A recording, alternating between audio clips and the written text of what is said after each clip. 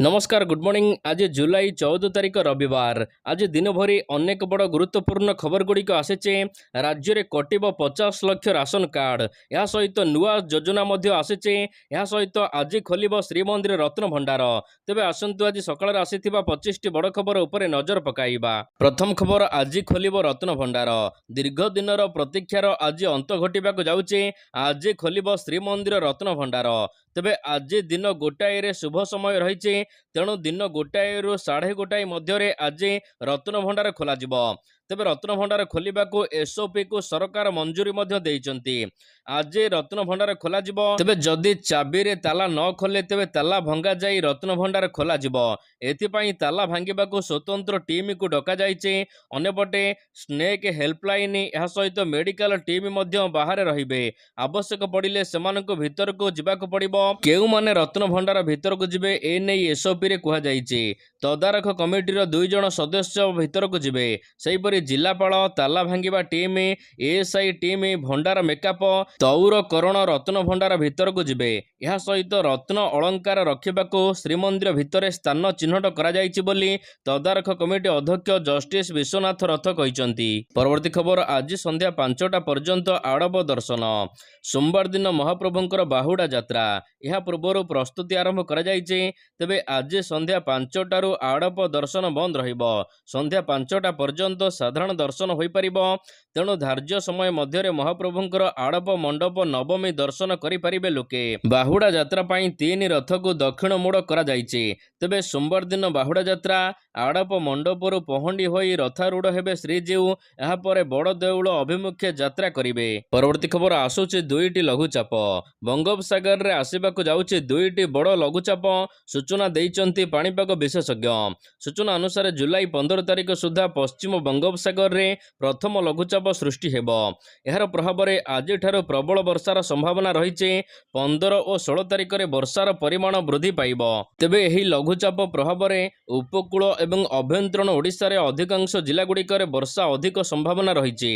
गजपति, गंजाम, कंधमाल, कोरापुट, रायगड़ा, नवरंगपुर, मालकानगिरी, नयागढ़, खोर्धा, पुरी, कटक, जगतसिंहपुर, केन्द्रापड़ा, जाजपुर, मयूरभंज यह सहित झारसुगुड़ा, बरगड़, संबलपुर, देवगढ़ जिले में प्रबल वर्षार आकलन करिछि पाणीपाग विभाग।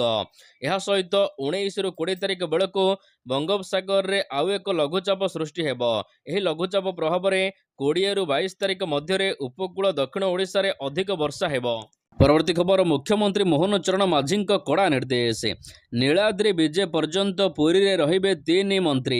उप मुख्यमंत्री प्रभाती परिड़ा सहित आईन मंत्री पृथ्वीराज हरिचंदन एवं संस्कृति मंत्री सूर्यवंशी सूरज नीलाद्रि विजय पर्यंत पुरी रे रहिबा नै निर्देश दिया जाइछि मुख्यमंत्री तरफ। तेबे आज पुरी जाई रथयात्रार अवशिष्ट नीतिकांति निरीक्षण करने मुख्यमंत्री 3 मंत्री को निर्देश देइचंती। परवर्ती खबर, ऑनलाइन रे हेबो जुक्त 3 स्पॉट नाम लेखा। चलित थर ऑनलाइन रे हेबो जुक्त 3 स्पॉट नाम लेखा। समस्त प्रक्रिया ऑनलाइन रे ही करा जिवो। छात्र छात्री को कॉलेज को जिबाको पड़िबोनी। निजर स्टूडेंट लॉगिन आईडी व्यवहार करी आवेदन एवं नाम लेखाई पारिबे। 3टी पर्याय रे नाम लेखा सरिबो। स्पॉट नाम लेखा करा जिवो। एथि पई आसंता 25 तारिख रु 28 तारिख मध्य रे आवेदन करा जिवो। 31 तारिख रे मेधा तालिका प्रकाश पाइबो। अगस्त 1 तारिख रे शिक्षानुष्ठान गुड़िक नोटिस बोर्ड रे मेधा तालिका प्रकाश करबा सहित फोन, एसएमएस, मेल एवं व्हाट्सएप जरिया रे चयन होइथिबा छात्र छात्री को अवगत करिवे। परवर्ती खबर, राशन डीलर मानकु सरकारक तागिद। राज्य रे राशन डीलर मानकर एक छत्रवादी शासन को नै बारंबार अभियोग होई आसुछि।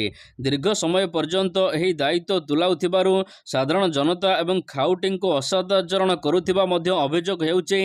दुर्नीतिर चेर चारिआडे माड़ी जाइथिबा बेले डीलर पदवी रे बसी गरीबंक अधिकार को लूट करुथिबा नै अभियोग हेउछि। तबे ए नै बारंबार अभियोग हेबा परे एबे एक्शन मोड को आसिचंती राज्य सरकार। डीलर मानकु तागिद करबा सहित सतर्क रहिबा पई संकेत दिया जाइछि विभागीय मंत्री तरफरु। एणिकी एभଳି अभियोग आसिले संपृक्त डीलरंक विरोध रे कड़ा कार्यानुष्ठान ग्रहण करा जिवो। खाउटी को भल व्यवहार न कले हेबो कार्यानुष्ठान। राशन परिमाण कम हेले डीलरंकु हेबो जेल। खाद्य जोगाण और खाउटी कल्याण मंत्री कृष्णचंद्र पात्र କହିଛନ୍ତି। ପରବର୍ତ୍ତୀ ଖବର, କଟିବ 50 ଲକ୍ଷ ରାସନ କାର୍ଡ। କଟିବ ଭୂତ ରାସନ କାର୍ଡଧାରୀମାନଙ୍କର କାର୍ଡ। ନୂଆ ସରକାର ରାସନ କାର୍ଡ ଯାଞ୍ଚରୁ ଏହି ତଥ୍ୟ ସାମ୍ନାକୁ ଆସିଛି। ଯୋଗାଣ ମନ୍ତ୍ରୀ କହିଛନ୍ତି, ପୂର୍ବ ସରକାରଙ୍କ ସମୟରେ ହୋଇଥିବା ଫେକ୍ କାର୍ଡକୁ କାଟି ଦିଆଯିବ। ରାଜ୍ୟରେ ରାସନ କାର୍ଡ ଯାଞ୍ଚରୁ ଜଣାପଡ଼ିଛି କି 50 ଲକ୍ଷ ଫେକ୍ ବା ଭୂତ ହିତାଧିକାରୀ ଅଛନ୍ତି। ଏତେ ସଂଖ୍ୟାରେ ଭୂତ ହିତାଧିକାରୀ କେମିତି ହେଲେ, ଏ ନେଇ ଚର୍ଚ୍ଚା ଚାଲିଥିବା ବେଳେ ନିଗମର ପୂର୍ବତନ ଅଧିକାରୀ ଗୁମର ଖୋଲିଛନ୍ତି।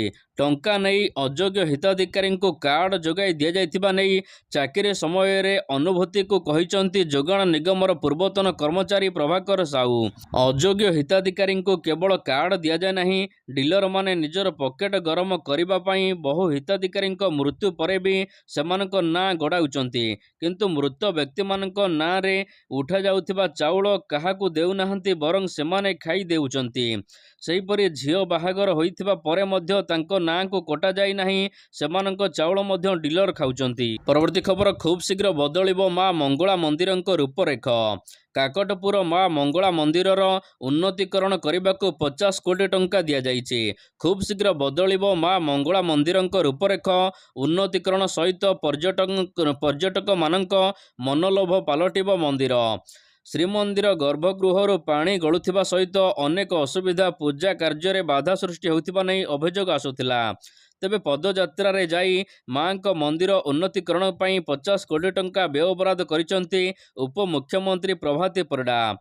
ପର୍ଯ୍ୟଟନ ବିଭାଗ ପକ୍ଷରୁ ଏହି ଅର୍ଥ ବରାଦ କରାଯାଇଛି। ପୁରୀ ଜିଲ୍ଲା ନିମାପଡ଼ାର ମା ପୂର୍ଣ୍ଣେଶ୍ୱରୀ ମନ୍ଦିରଠାରୁ କାକଟପୁର ମା ମଙ୍ଗଳା ମନ୍ଦିର ପର୍ଯ୍ୟନ୍ତ ଐତିହ୍ୟ ପଦଯାତ୍ରା କରିଥିଲେ ଉପମୁଖ୍ୟମନ୍ତ୍ରୀ। ପରବର୍ତ୍ତୀ ଖବର, ଘରୋଇ ହସ୍ପିଟାଲଗୁଡ଼ିକୁ ମୁଖ୍ୟମନ୍ତ୍ରୀଙ୍କ ନିର୍ଦ୍ଦେଶ। କଟକର ଏକ ଘରୋଇ ହସ୍ପିଟାଲରେ ନିଆଁ ଲାଗିବା ଘଟଣାରେ ମୁଖ୍ୟମନ୍ତ୍ରୀ ମୋହନ ଚରଣ ମାଝୀ ଗଭୀର ଉଦ୍ବେଗ ପ୍ରକାଶ କରିଛନ୍ତି। ସେ କହିଛନ୍ତି ଯେ ଏହା ଅତ୍ୟନ୍ତ ଦୁଃଖଦାୟୀ ଘଟଣା।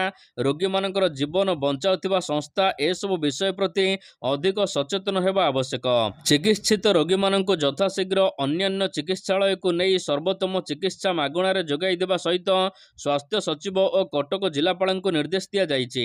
ସମସ୍ତ ଚିକିତ୍ସା ଖର୍ଚ୍ଚ ରାଜ୍ୟ ସରକାର ବହନ କରିବେ ବୋଲି ମୁଖ୍ୟମନ୍ତ୍ରୀ କହିଛନ୍ତି। ଏହି ଘଟଣାର ଉଚ୍ଚସ୍ତରୀୟ ତଦନ୍ତ କରିବାକୁ ନିର୍ଦ୍ଦେଶ ଦିଆଯାଇଛି। ଅଗ୍ନି ନିରାପତ୍ତା ସହିତ ସମସ୍ତ ନିୟମକୁ କଡ଼ାକଡ଼ି ପାଳନ କରାଯାଉଛି କି ନାହିଁ, ଏ ନେଇ ଅଗ୍ନିଶମ ବିଭାଗର ନିର୍ଦ୍ଦେଶକଙ୍କୁ ନିର୍ଦ୍ଦେଶ ଦିଆଯାଇଛି। ପରବର୍ତ୍ତୀ ଖବର, ନଷ୍ଟ ହେଉଛି ମହାପ୍ରସାଦ। ଗୁଣ୍ଡିଚା ମନ୍ଦିରରେ ମହାପ୍ରଭୁଙ୍କ ନୀତିକାନ୍ତିରେ ବିଭ୍ରାଟ ଯୋଗୁଁ ଲକ୍ଷ ଲକ୍ଷ ଟଙ୍କାର ଅଭଡ଼ା ନଷ୍ଟ ହୋଇଛି। ନୀତିକାନ୍ତିରେ ଅହେତୁକ ବିଳମ୍ବ ଯୋଗୁଁ ସୁଆର ମହାସୁଆର ନିଯୋଗର 8 ଲକ୍ଷ ଟଙ୍କାର ଅଭଡ଼ା ନଷ୍ଟ ହୋଇଥିବା ନେଇ ଅଭିଯୋଗ ହୋଇଛି। ସୁଆର ମହାସୁଆର ନିଯୋଗର ସମ୍ପାଦକ ନାରାୟଣ ମହାସୁଆର ଏ ନେଇ ଅଭିଯୋଗ କରିଛନ୍ତି। ତେବେ ମହାପ୍ରଭୁଙ୍କର ଦର୍ଶନ ପାଇଁ ଗୁଣ୍ଡିଚା ମନ୍ଦିର ଆସୁଥିବା ଭକ୍ତମାନେ ନୀତି ବିଳମ୍ବ ଯୋଗୁଁ ଆଡ଼ପ ଅଭଡ଼ା ଠିକ୍ ସମୟରେ ପାଇପାରୁନାହାନ୍ତି। ଏହିପରି ବରାଦିଆ ଅଭଡ଼ା ମଧ୍ୟ ନଷ୍ଟ ହେଉଛି। ଶୁକ୍ରବାର ମହାପ୍ରଭୁଙ୍କର ସକାଳ ଧୂପ ନୀତି ବିଳମ୍ବ ହୋଇଥିବା ବେଳେ ଦ୍ୱିତୀୟ ଭୋଗମଣ୍ଡପ 10:10ରେ ଶେଷ ହୋଇଥିଲା। ଫଳରେ ଠିକ୍ ସମୟରେ ଅଭଡ଼ା ବାହାରି ପାରି ନଥିଲା। ପରବର୍ତ୍ତୀ ଖବର, ଜାଣନ୍ତୁ କେବେ ଜାରି ହେବ ଯୁକ୍ତ 2ର ପ୍ରଥମ ଚୟନ ତାଲିକା। ଚଳିତ ଶିକ୍ଷାବର୍ଷ ପାଇଁ ଯୁକ୍ତ 2 କଳା, ବିଜ୍ଞାନ, ବାଣିଜ୍ୟ, ସଂସ୍କୃତ ଧନ୍ଦାମୂଳକ ଶିକ୍ଷାର ପ୍ରଥମ ବର୍ଷରେ ନାମଲେଖା ସରିଛି। ତେବେ ଆସନ୍ତା 20 ତାରିଖରେ ପ୍ରଥମ ଚୟନ ତାଲିକା ପ୍ରକାଶ ପାଇବ। ଏଥିରେ ମନୋନୀତ ହୋଇଥିବା ଛାତ୍ରଛାତ୍ରୀମାନେ ଜୁଲାଇ 22 ତାରିଖରୁ 27 ତାରିଖ ମଧ୍ୟରେ ନାମ ଲେଖାଇ ପାରିବେ। ରାଜ୍ୟରେ 2334ଟି ଉଚ୍ଚ ମାଧ୍ୟମିକ ବିଦ୍ୟାଳୟରେ ମୋଟ 5,48,249ଟି ଆସନ ଖାଲିଥିବା ବେଳେ ନାମଲେଖା ପାଇଁ 4,71,587 ଜଣ ଛାତ୍ରଛାତ୍ରୀ ଆବେଦନ କରିଛନ୍ତି। ପରବର୍ତ୍ତୀ ଖବର, ରତ୍ନ ଭଣ୍ଡାରକୁ ଫେରିବ ଦାନ ଅଳଙ୍କାର। 1978 ମସିହା ପରେ ଆଉ ଖୋଲାଯାଇ ନାହିଁ ରତ୍ନ ଭଣ୍ଡାର। 46 ବର୍ଷ ଧରି ବନ୍ଦ ହୋଇ ରହିଛି। ତେବେ ଏହାରି ଭିତରେ ପୁଳା ପୁଳା ସୁନା ଅଳଙ୍କାର ଶ୍ରୀଜୀଉମାନଙ୍କୁ ଦେଇଛନ୍ତି ଅନେକ ଶ୍ରଦ୍ଧାଳୁ। ତେବେ କେତେ ପରିମାଣର ସୁନା ବାହାରେ ଅଛି, ଏହାର ମଧ୍ୟ ପୂରା ହିସାବ ମିଳିପାରିନି। ଶ୍ରୀମନ୍ଦିର ପରିଚାଳନା କମିଟି ସଦସ୍ୟ ମାଧବ ମହାପାତ୍ର କହିଛନ୍ତି, SBI ଲକରରେ ପ୍ରାୟ 30 କିଲୋ ସୁନା ରହିଛି। ରତ୍ନ ଭଣ୍ଡାର ଗଣତି ମରାମତି ସରିଲେ ବାହାରେ ଥିବା ସୁନା ଅଳଙ୍କାରକୁ ମଧ୍ୟ ଲକର ମଧ୍ୟକୁ ଆଣିବାକୁ, ଭଣ୍ଡାରରେ ସାଇତି ରଖିବାକୁ ଦାବି ହେଉଛି। ସେହିପରି ଏମାର ମଠରୁ ମିଳିଥିବା ରୂପାକୁ ବିଶୋଧନ କରି ରତ୍ନ ଭଣ୍ଡାରରେ ରଖାଯାଉ ବୋଲି ସେ କହିଛନ୍ତି। ପରବର୍ତ୍ତୀ ଖବର, ଜୁଲାଇ 15ରୁ ପୁଣି ମୁଖ୍ୟମନ୍ତ୍ରୀଙ୍କ ଜନଶୁଣାଣି। ଆସନ୍ତା ଜୁଲାଇ 15 ତାରିଖରୁ ପୁଣି ଥରେ ମୁଖ୍ୟମନ୍ତ୍ରୀ ମୋହନ ଚରଣ ମାଝୀଙ୍କ ଜନଶୁଣାଣିର ଅଭିଯୋଗ ହେବ। ସାଧାରଣ ପ୍ରଶାସନ ବିଭାଗ ଅନୁସାରେ ଭୁବନେଶ୍ୱରର ୟୁନିଟ୍ 5 ସ୍ଥିତ ମୁଖ୍ୟମନ୍ତ୍ରୀଙ୍କ ଅଭିଯୋଗ ପ୍ରକୋଷ୍ଠରେ ଜନସାଧାରଣମାନେ ବିଭିନ୍ନ ଅଭିଯୋଗର ଶୁଣାଣି କରିବେ ମୁଖ୍ୟମନ୍ତ୍ରୀ। ଦିନ 11ଟା ସମୟରୁ ଏହି ଅଭିଯୋଗ ଶୁଣାଣି ଆରମ୍ଭ କରିବେ ମୁଖ୍ୟମନ୍ତ୍ରୀ। ତେବେ ଶୁଣାଣି ପାଇଁ ପଞ୍ଜୀକରଣ କରିବାକୁ ଚାହୁଁଥିବା ବ୍ୟକ୍ତିମାନେ ସେହି ଦିନ ସକାଳ 8ଟାରୁ 12ଟା ପର୍ଯ୍ୟନ୍ତ ଉକ୍ତ ସ୍ଥାନରେ ପଞ୍ଜୀକରଣ କରିବେ। ପରବର୍ତ୍ତୀ ଖବର, ନନ୍ଦନକାନନକୁ ଆସିଲେ 2 ନୂଆ ଅତିଥି। ରାଞ୍ଚିରୁ ଆସିଲେ 2 ମହାବଳ ବାଘ। 2 ବାଘର ନାମ ହେଉଛି ଲକ୍ଷ୍ମୀ ଏବଂ କ୍ରିଷ୍ଣା। ପ୍ରାଣୀ ଉଦ୍ୟାନ ନନ୍ଦନକାନନକୁ ଆସିଛନ୍ତି 2 ମହାବଳ ବାଘ। ପ୍ରାଣୀ ଉଦ୍ୟାନରୁ ଧଳା ବାଘ ଦିଆଯାଇଥିବା ବେଳେ ଆସିଛନ୍ତି କଳା ମେଘଯୁକ୍ତ ମହାବଳ ବାଘ। ପରବର୍ତ୍ତୀ ଖବର, ମୁମ୍ବାଇକୁ ଦେଲେ ବଡ଼ ଉପହାର ମୋଦି। ପ୍ରଧାନମନ୍ତ୍ରୀ ନରେନ୍ଦ୍ର ମୋଦି ଶନିବାର ଦିନ ମୁମ୍ବାଇର ଗୋରେଗାଁର ନେସ୍କୋ ପ୍ରଦର୍ଶନୀ କେନ୍ଦ୍ରରେ 29,400 କୋଟି ଟଙ୍କାରୁ ଅଧିକ ପ୍ରକଳ୍ପର ଉଦ୍ଘାଟନ କରିବା ମୂଳଦୁଆ ପକାଇଛନ୍ତି। ତେବେ ପ୍ରଧାନମନ୍ତ୍ରୀ କହିଛନ୍ତି ଯେ ମୋର ଲକ୍ଷ୍ୟ ମୁମ୍ବାଇକୁ ଦୁନିଆର ଫିନ୍ଟେକ୍ କ୍ୟାପିଟାଲ କରିବା। ମୁଁ ଚାହୁଁଛି ମହାରାଷ୍ଟ୍ର ପର୍ଯ୍ୟଟନରେ ଭାରତର 1 ନମ୍ବର ରାଜ୍ୟ ହେଉ। ମହାରାଷ୍ଟ୍ର ଭାରତର ବିକାଶର ନୂଆ କାହାଣୀ ଲେଖିବାକୁ ଯାଉଛି। ପରବର୍ତ୍ତୀ ଖବର, ଦେଶରେ 8 କୋଟି ନିଯୁକ୍ତି ସୃଷ୍ଟି ହୋଇଛି। ପ୍ରଧାନମନ୍ତ୍ରୀ ନରେନ୍ଦ୍ର ମୋଦି ଶନିବାର ଦିନ ବିରୋଧୀ ଦଳଗୁଡ଼ିକୁ ଟାର୍ଗେଟ କରିଛନ୍ତି। ସେ କଟାକ୍ଷ କରି କହିଛନ୍ତି ଯେଉଁମାନେ ମିଛ ପ୍ରଚାର କରୁଛନ୍ତି ସେମାନେ ବିକାଶ, ନିବେଶ ଏବଂ ରୋଜଗାର ସୂତ୍ର ଜାଣିନାହାନ୍ତି। ପିଏମ୍ ମୋଦି କହିଛନ୍ତି ଯେ ଭାରତୀୟ ରିଜର୍ଭ ବ୍ୟାଙ୍କର ରିପୋର୍ଟ ଅନୁସାରେ ଦେଶରେ ଗତ 3ରୁ 4 ବର୍ଷ ମଧ୍ୟରେ 8 କୋଟି ନିଯୁକ୍ତି ସୃଷ୍ଟି ହୋଇଛି। ସେ କହିଛନ୍ତି ଆର୍ବିଆଇ ନିକଟରେ ନିଯୁକ୍ତି ଉପରେ ବିବୃତି ରିପୋର୍ଟ ପ୍ରକାଶ କରିଛି। ରିପୋର୍ଟ ଅନୁସାରେ ଗତ 3-4 ବର୍ଷ ମଧ୍ୟରେ ଦେଶରେ 8 କୋଟି ନୂଆ ନିଯୁକ୍ତି ସୃଷ୍ଟି ହୋଇଛି। ଏହି ଡାଟା ରୋଜଗାର ଉପରେ ମିଛ ପ୍ରଚାର କରୁଥିବା ଲୋକମାନଙ୍କୁ ଚୁପ୍ କରିଦେଇଥିବା ମୋଦି କହିଛନ୍ତି। ପରବର୍ତ୍ତୀ ଖବର, ଅଯୋଧ୍ୟା ପରେ ଏବେ ବଦ୍ରିନାଥ ଆସନରୁ ହାରିଲା ଭାଜପା। ଅଯୋଧ୍ୟା ଆସନ ହାରିବା ପରେ ଚର୍ଚ୍ଚାରେ ଥିବା ଭାରତୀୟ ଜନତା ପାର୍ଟି ଆଉ ଏକ ଧାର୍ମିକ ଆସନରୁ ପୁଣି ଥରେ ହାରିଛି ଭାଜପା। ଭାଜପା ଉତ୍ତରାଖଣ୍ଡରେ ହୋଇଥିବା ଉପନିର୍ବାଚନରେ ବଦ୍ରିନାଥ ଆସନକୁ ହରାଇଛି। ମଙ୍ଗଲୋର ସିଟ୍ ଉପରେ ଭାଜପାର କେବେ ବି କବ୍ଜା ନଥିବା ବେଳେ ବଦ୍ରିନାଥ ସିଟ୍ ଭାଜପା ପାଇଁ ଖାସ୍ ଥିଲା। ମାତ୍ର ଉତ୍ତରାଖଣ୍ଡ ଉପନିର୍ବାଚନରେ ଭାଜପାକୁ ଶକ୍ତ ଧକ୍କା ଲାଗିଛି। ତେବେ ଦଳ ମେଙ୍ଗଲୋର ସହିତ ବଦ୍ରିନାଥ ଆସନ ମଧ୍ୟ ହରାଇଛି। ପରବର୍ତ୍ତୀ ଖବର, ଭାରତ ହେବ ତୃତୀୟ ବୃହତ ଅର୍ଥନୀତି। 2031 ସୁଦ୍ଧା ଭାରତ ବିଶ୍ୱର ତୃତୀୟ ବୃହତ ଅର୍ଥନୀତି ହେବ। 2060 ସୁଦ୍ଧା ସର୍ବବୃହତ ଅର୍ଥବ୍ୟବସ୍ଥାର ରାଷ୍ଟ୍ର ପାଲଟିବ ଭାରତ। ଏନେଇ ଭାରତୀୟ ରିଜର୍ଭ ବ୍ୟାଙ୍କର ଡେପୁଟି ଗଭର୍ଣ୍ଣର ମାଇକେଲ ଡି ପାତ୍ର ଆକଳନ କରିଛନ୍ତି। ସେ କହିଛନ୍ତି କି ଭାରତ 2031 ସୁଦ୍ଧା ବିଶ୍ୱର ଦ୍ୱିତୀୟ ବୃହତ ଅର୍ଥନୀତି ହେବାକୁ ଯାଉଛି। ପରବର୍ତ୍ତୀ ଖବର, ସରିଲା ଅମ୍ବାନୀ ଫ୍ୟାମିଲି ବାହାଘର। ମୁକେଶ ଅମ୍ବାନୀଙ୍କ ସାନ ପୁଅ ଅନନ୍ତ ଅମ୍ବାନୀଙ୍କ ସହିତ ରାଧିକା ମର୍ଚ୍ଚାଣ୍ଟଙ୍କ ସହିତ ବିବାହ ସମାରୋହରେ ଦେଶ ତଥା ବିଶ୍ୱର ବଡ଼ ବଡ଼ ସେଲିବ୍ରିଟିମାନେ ଯୋଗ ଦେଇଥିଲେ। ଏହି ଦମଦାର ବାହାଘରରେ ଯୋଗଗୁରୁ ବାବା ରାମଦେବ ମଧ୍ୟ ଭାଗ ନେଇଥିଲେ। ଏହାର ଭିତରେ ଅନନ୍ତଙ୍କର ବିବାହରେ ଏକ ଭିଡ଼ିଓ ଭାଇରାଲ ହେବାରେ ଲାଗିଛି। ଯେଉଁ ଭିଡ଼ିଓରେ ଏବେ ଦେଖାଯାଉଛି କି ବାବା ରାମଦେବ ଅନନ୍ତଙ୍କ ହାତ ଧରି ନାଚୁଥିବାର ନଜର ଆସିଛି। ଯୋଗଗୁରୁ ବାବା ରାମଦେବ ଶୁକ୍ରବାର ଦିନ ମୁମ୍ବାଇର ଜିଓ ୱାର୍ଲ୍ଡ କନଭେନସନ ସେଣ୍ଟରରେ ଅନନ୍ତ ଅମ୍ବାନୀ ଏବଂ ରାଧିକା ମର୍ଚ୍ଚାଣ୍ଟଙ୍କ ବିବାହ ଉତ୍ସବରେ ଯୋଗ ଦେଇ ଧୁମ୍ ଡ୍ୟାନ୍ସ କରିଛନ୍ତି। ପରବର୍ତ୍ତୀ ଖବର, ଶ୍ରୀଲଙ୍କା ଗସ୍ତ କାର୍ଯ୍ୟସୂଚୀରେ ପରିବର୍ତ୍ତନ। ଭାରତୀୟ କ୍ରିକେଟ ଟିମ୍ ଏବେ ଜିମ୍ବାୱେ ଗସ୍ତରେ ଅଛି। ଏହାପରେ ନୂତନ କୋଚ୍ ଗୌତମ ଗମ୍ଭୀରଙ୍କ ନେତୃତ୍ୱରେ ଭାରତୀୟ ଟିମ୍ ଶ୍ରୀଲଙ୍କା ଗସ୍ତରେ ଯିବ। ସେଠାରେ 3 ଦିନିକିଆ 3ଟି T20 ମ୍ୟାଚ୍ ଖେଳିବ। ଏହା ପୂର୍ବରୁ ସିରିଜ୍ 26 ଜୁଲାଇରେ ଆରମ୍ଭ ହେବାକୁ ଥିଲା। ଏଥିରେ ସାମାନ୍ୟ ପରିବର୍ତ୍ତନ କରାଯାଇଛି। ଜୁଲାଇ 27ରୁ ଏହି ସିରିଜ୍ ଆରମ୍ଭ ହେବ। ପ୍ରଥମ T20 27 ଜୁଲାଇରେ ଖେଳାଯିବ ଏବଂ ଦ୍ୱିତୀୟଟି ହେଉଛି 20, 28, 30ରେ ଖେଳାଯିବ। ସେହିପରି ଦିନିକିଆ ସିରିଜ୍ 2 ଅଗଷ୍ଟରୁ ଆରମ୍ଭ କରାଯିବ। ତେବେ ଦ୍ୱିତୀୟ ଏବଂ ତୃତୀୟ ଦିନିକିଆ 4 ଏବଂ 7 ଅଗଷ୍ଟରେ ଖେଳାଯିବ। ରୋହିତ ଶର୍ମାଙ୍କ ପରେ କିଏ ହେବ ଅଧିନାୟକ, ଏନେଇ ପ୍ରଶଂସକମାନେ ଅପେକ୍ଷା କରିଛନ୍ତି। ପରବର୍ତ୍ତୀ ଖବର, ପାକିସ୍ତାନକୁ ଋଣ ଦେଲା IMF। ଦେବାଳିଆ ସ୍ଥିତିରେ ଥିବା ପାକିସ୍ତାନ ପାଇଁ ଏବେ ଆଶ୍ୱସ୍ତିକର ଖବର ଆସିଛି। ଅନ୍ତର୍ଜାତୀୟ ମୁଦ୍ରା ପାଣ୍ଠି IMF ପାକିସ୍ତାନକୁ $7 ବିଲିୟନ ବା 58,000 କୋଟି ଟଙ୍କା ଋଣ ପ୍ରଦାନ କରିଛି।